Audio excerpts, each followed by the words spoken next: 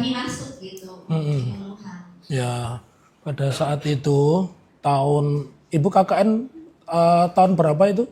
85 ya? Iya. Sudah ada listrik apa belum Ibu? Waktu itu di desa Ketoyan listrik belum masuk. Belum masuk ya? Ya. Ya. Terus saya ingin tanya, sekarang saya ulang kembali memori Ibu. Nama lengkapnya Pak Jendu siapa Bu? Jendu Abdul Wahab. Oke, sudah haji apa belum Bu? Saya belum. Ya. Tidak tahu. Ya, karena terus anak sulungnya bernama siapa? Berapa anaknya anak sulung bernama siapa Bu? Yang saya tahu 3 orang ini. 3 orang ya. Jadi anaknya 3 orang ya Bu ya? Ya. Saya tahu. Ya. Ya, dia anaknya tidak 3 orang. Yang sulung siapa Bu? Yang sulung Bu? Ya kalau sepengetahuan saya itu Pak Karno. Pak Karno ya. Nanti boleh kami uji ya Bu ya. Ya. Bahwa tidak saya sebut namanya karena nanti saksi kedua bisa mendengar. Anak sulungnya bukan Pak Karno. Pak Karno itu anak nomor 2. Ya. Jadi data dari kami ini ada. Kami sebelum tanya Ibu, kami investigasi dulu Bu. Kami ketemu dengan warga di sana. Baik, saya lanjutkan kembali. Ya. Sekarang kita jalan-jalan terkait dengan pengalaman Ibu KKN. Ya. Tadi disebutkan bahwa Ibu pernah satu kelompok KKN dengan Joko Widodo di Desa Ketoyan. Berapa orang Ibu? Berempat. Berikutnya, pengalaman Ibu sebagai mahasiswa UGM, KKN itu berapa orang paling sedikit dan berapa paling banyak? Yang KKN di setiap desa itu rata-rata 4 orang, tetapi ada juga yang berlima. Berenam ada nggak Bu? Saya tidak tahu. Tidak tahu ya. Baik. Yang umum adalah Ya. 4 dan 5. Tadi saya kurang dengar nama-nama bisa disebutkan. Yang 4 itu teman Ibu itu yang di Desa Ketoyan. Ya. Yang pertama adalah saya sendiri. Ya. Dari Fakultas Biologi. Kemudian yang kedua adalah Joko Widodo dari Fakultas Kehutanan. Kemudian yang ketiga Ana Beresman dari Fakultas Hukum. Ya. Kemudian yang keempat adalah Eko Susilo Adi Utomo dari Fakultas Teknik Geodesi. Pertanyaan selanjutnya, di dalam satu kelompok KKN 4 atau 5 itu ada tidak itu diisi oleh 2 fakultas, 2 orang dari satu fakultas yang sama itu? Mungkin tidak. Yang Ibu alami? Yang saya alami. Ya. Tidak. Kalau tidak, saya ingin tanya, apakah di Desa Ketoyan itu dulu ada mahasiswa KKN namanya Maharindra? Dia dari Fakultas Kehutanan. Saya tidak mengenal. Tidak mengenal. Ya. Jadi dan tidak tahu, Pak. Ya, Ibu sudah disumpah bahwa yang di Desa Ketoyan itu Fakultas Kehutanan namanya Maharindra. Oke, silakan, itu hak Ibu. Baik, kami lanjutkan kembali ya. Tadi sudah disebutkan, Ibu punya buku panduan ya tentang aturan KKN di UGM itu, tahu ya? Ada buku pedoman nggak kalau KKN itu? Ya, sebetulnya ada. Ada ya? Sudah lupa ya. Karena di sini di dalam buku panduan KKN itu disebutkan KKN UGM hanya dilaksanakan pada semester ganjil. Itu saja saya tanyakan. Terus kemudian pada saat Ibu KKN itu Ibu berada di semester berapa?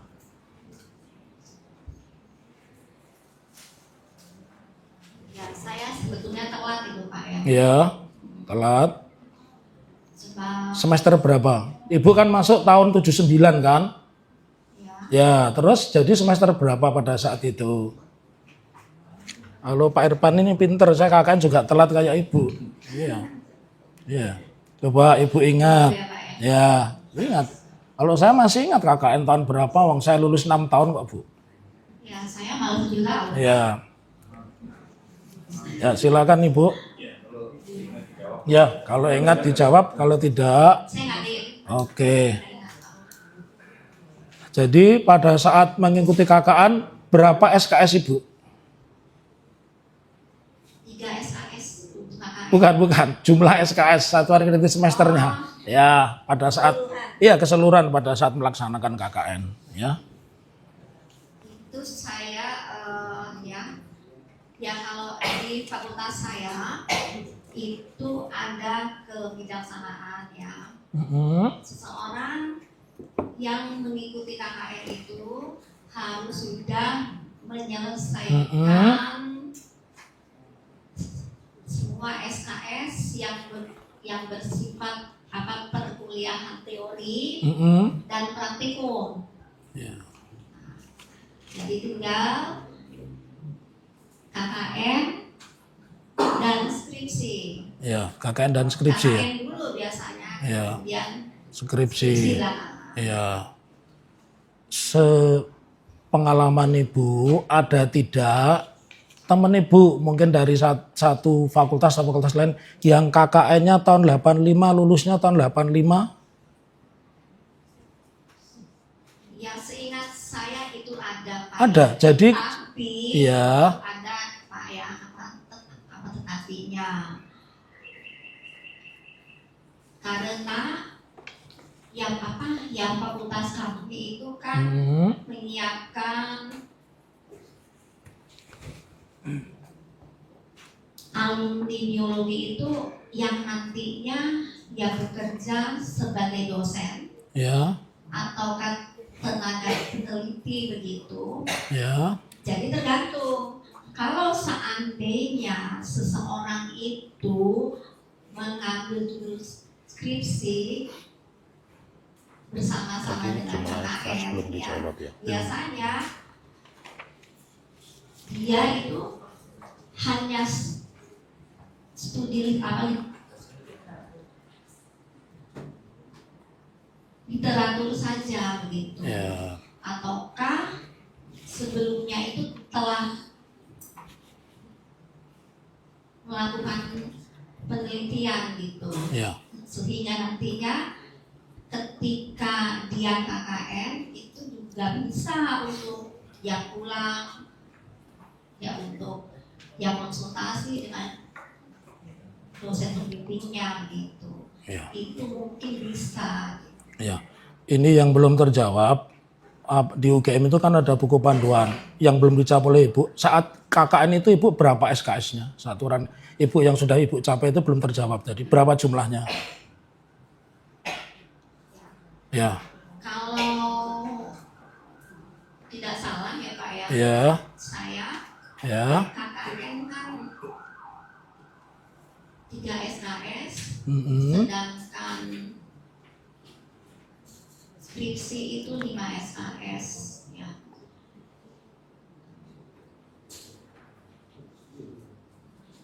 Total semua itu SKS yang saya ambil sampai saya wisuda itu ada 154. Ya berarti tinggal dikurangi aja gitu. 154 dikurangi 8 itu berapa ya? Ya 136.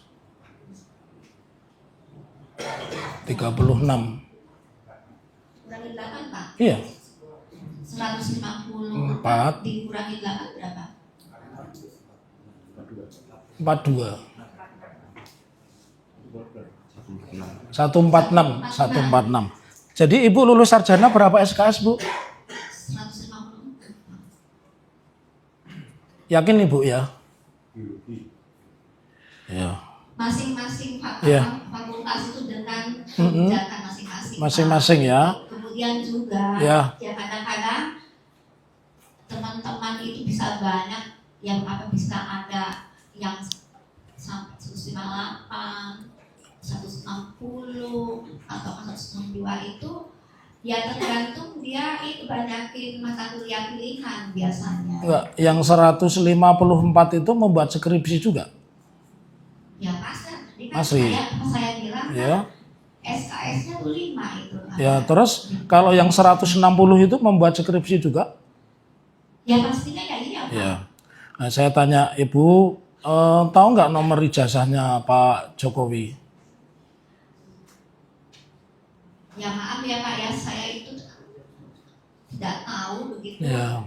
Yang kendati di medsos saya melihat begitu, tapi saya keberatan kalau ditanya tentang skripsinya orang lain Ya. atau apa yang lain. Teman-teman Ibu itu tahu soalnya nomor ijazahnya. Saya aja nggak tahu nomor ijazah saya. Saya lanjutkan Ibu, ya. Sepengalaman Ibu, setahu itu kan teman. Apakah pada saat KKN bersama orang yang bernama Joko Widodo itu, tanya enggak itu berapa syarat akademiknya Pak Joko Widodo sudah terpenuhi belum? Ibu tahu tidak? Coba Pak. Ya, jadi begini. Ya, apakah Ibu tahu tadi persyaratannya untuk bisa KKN kan menempuh mengumpulkan satuan kredit semester atau SKS ya di atas 140. Pertanyaan saya, apakah Pak Joko Widodo pada saat KKN dengan Ibu itu SKS-nya juga memenuhi syarat sebagaimana persyaratan untuk bisa ikut KKN? Ya pastinya iya Pak. Pasti. Sebab Ya. Fakultas itu kan tidak Ya. mengizinkan gitu Ya. untuk seseorang ikut KKN ketika SKS-nya itu sekali tidak sudah semuanya begitu. Ya. Ini kata-kata pasti. Ibu membaca syarat akademiknya Pak Joko Widodo? Orang mau KKN kan mengirim syarat akademik, menulis nih mata kuliah ini sudah lulus, ini lulus itu. Ibu memang melihat seperti itu kok yakin bahwa sudah memenuhi syarat akademik? Itu Pak, saya itu secara umum. Oh, secara umum Ibu tidak melihat.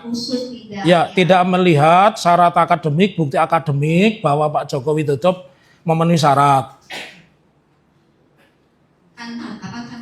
Ya tadinya kan saya kan katakan saya ini berbicara itu dengan Kira-kira panutan dari fakultas saya. Ya, pertanyaan saya simpel. Ibu melihat syarat akademik Pak Jokowi tidak itu saja. Kalau ya, berarti kan tidak bisa Ibu mengatakan dan sebagainya, ya. Terus ini pertanyaan selanjutnya. Tadi Ibu mengatakan di desa Ketuyan ya Bu ya. Desa Ketuyan itu ada berapa dusun? Yang saya ingat itu dusun Sewora dan dusun Gagatan. Ya. Kalau yang lainnya saya tidak ingat Pak. Jumlah dusunnya saja Bu. Saya tidak tanya nama dusunnya. Jumlah dusunnya itu berapa? Saya tidak ingat. Ya. Terus yang dipakai itu dusun apa itu Bu? Yang dipakai KKN? Saya juga tidak ingat Pak. Jadi Ibu tidak ingat dusun apa yang dipakai KKN Bu? Kalau tidak salah ya dusun Gagatan. Mungkin. Desanya kan Ketuyan, dusunnya apa Bu? Kan ada dusunnya Bu. Iya Pak. Ibu tidak ingat? Tidak ingat ya? Oke. Terus, nah ini pertanyaan selanjutnya. Selama KKN itu Ibu tinggal di rumah siapa? Ya di pendopo.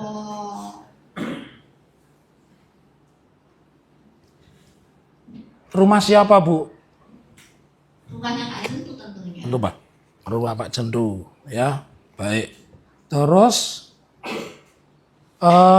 pertanyaan selanjutnya bahwa apakah Pak Jendu itu punya anak yang bernama Agus? Saya tidak tahu. Tidak tahu. Terus apakah punya anak yang bernama Sri Rahayu? Iya. Yang panggil Yayu. Iya. Punya anak yang bernama Sugiarto? Saya tidak tahu. Tidak tahu ya Bu ya. Oke, lanjut lagi ya Bu ya. Kemudian pertanyaan saya selanjutnya. Terus saudara yang bernama Agus tadi tidak tahu ya. Lalu yang sering berinteraksi dengan mahasiswa KKN saat itu namanya siapa? Yayu atau Moh Karno? Atau kedua-duanya? Keduanya. Ya. Terus Agus ibu tidak tahu ya Bu ya? Iya, tidak tahu, Pak. Oke. Pertanyaan selanjutnya, apakah ibu untuk berangkat KKN itu membawa surat tugas KKN? Ingat-ingat ibu? Ya kalau saya sendiri itu tidak ya, tetapi surat itu setahu saya dipegang oleh Korsam itu. Ya. Jadi setiap mahasiswa itu tentu dibekali surat tugas KKN ya Bu ya. Terus surat tugas ibu itu yang bawa siapa Bu?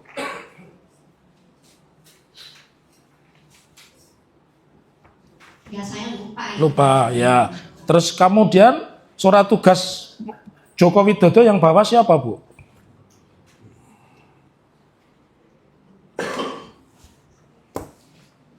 Ya Korsam juga ya seperti Ya, itu, Pak.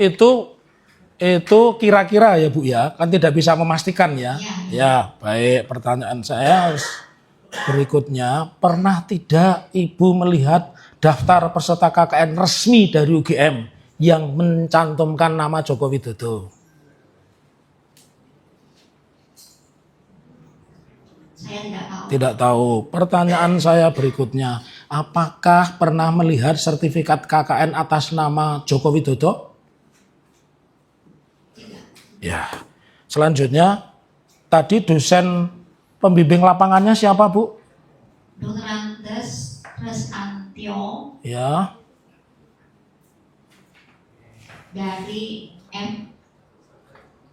MIPA MIPA. Matematika. Ya. Berkaitan dengan itu yang saya tanyakan, apakah berita acara KKN itu ditandatangani oleh dosen pembimbing lapangan Bu? Ya pasti. Ditandatangani, pasti ya? Iya, kalau pasti, Bertanggung jawab. iya, kalau pasti saya tanya, apakah ada di situ nama Joko Widodo? Itu saya tidak pernah melihat, Pak. Tidak pernah melihat. Baik, saya lanjutkan. Ya. Terus yang selanjutnya, jadi apa yang Ibu terangkan hari ini itu berdasarkan ingatan pribadi ya Bu ya, bukan dokumen resmi ya Bu ya. Ingat. Tadi Ibu menyebutkan bahwa buku. Saya ingin tunjukkan bukti P7, P8 dan ya. Baik, saya ingin tunjukkan apakah yang Ibu lihat Joko Widodo P7, majelis P7, P8, P28. Mohon maaf, silakan Ibu.